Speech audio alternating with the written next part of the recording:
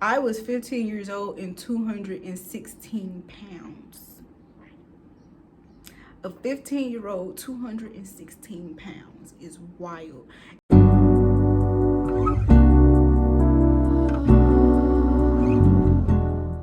Welcome back to Letty, and thank you for clicking on this video. Now, we're going to talk about something very serious that happened in my life. A story, a diagnosis story. It's going to be an emotional roller coaster.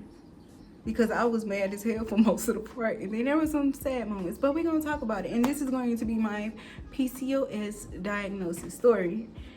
Years of being ignored when I knew that I had it. You can see the agitation, all right? First things first, don't forget to subscribe to this channel because I do need the support, and like this video to get me up in the algorithm so other women can know that they have this too, or if they do know that they have this too, and they can address it early on. So first things first, I am 30 years old. I almost lied. I almost said 31. I ain't 30 yet, but I am 30 years old. I've been diagnosed with PCOS since I was 21. No, I was 22 because I was just starting law school. And the thing is, I had it all the way since I was, 15 years old. Nobody believed me. Nobody. So here's how it happened. When I was in high school, of course, you got to get your physical and all that other stuff. Now, I had gained weight tremendously. I was 15 years old and 216 pounds. A 15-year-old, 216 pounds is wild. Especially since 2 years before that, I won nothing but 150. Gaining 60 pounds in 2 years is crazy. But here's the thing. They were seeing that I was a teenager and they just put me on birth control.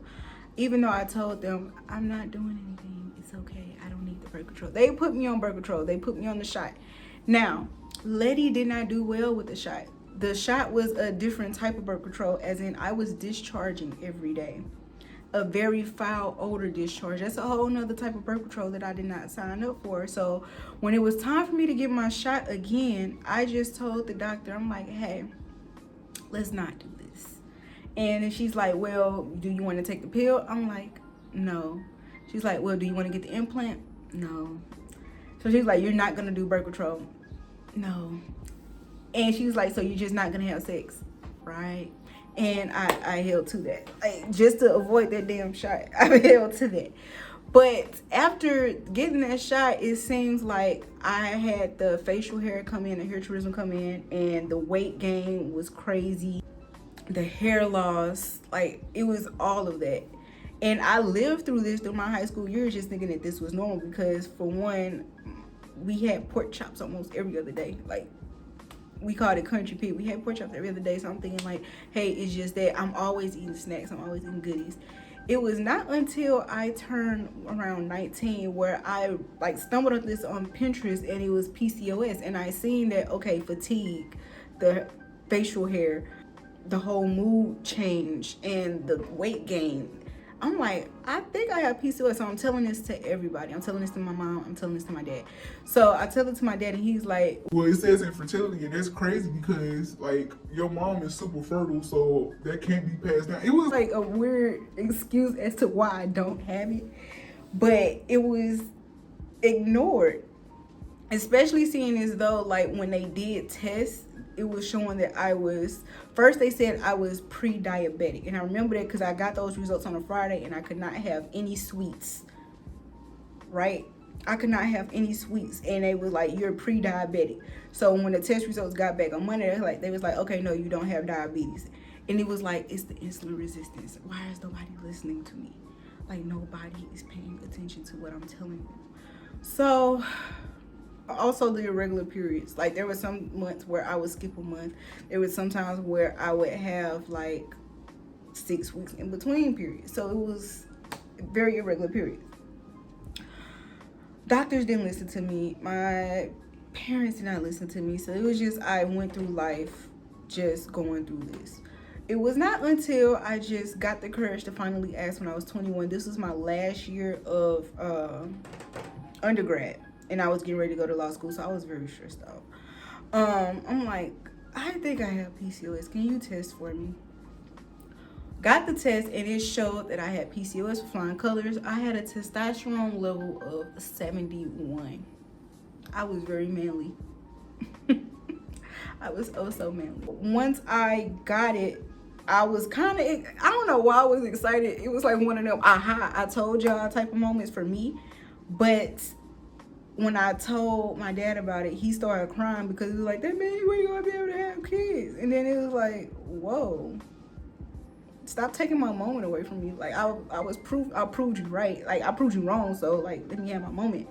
But at that time, it was like I didn't want kids in the first place. You know, I'm like, I'm young. I don't want kids. I don't need kids. So they go by, and I go to the store, and I see this lady with her stroller going into the grocery store, and I just bust out crying.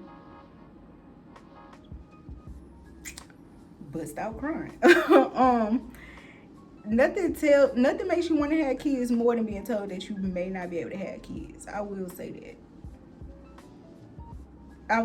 That's why now, to this day, I be like, I want all the babies. Give me 7 of them. That's the number of completion. Realistically, I can't have 7. Realistically. Ideally, but realistically, I can't have 7. It just made me bust out in tears. And that's when they started to really try to get me on birth control again. And I'm like, look, I don't want to be on birth control. It kind of seems kind of reductive if I ever want to have kids. And I have to wait on it to wear off, and then the symptoms are going to come back. I'd rather try a different route. So they put me on metformin. Then comes the male pattern baldness. Baby, you better get ahead of that. Because, look,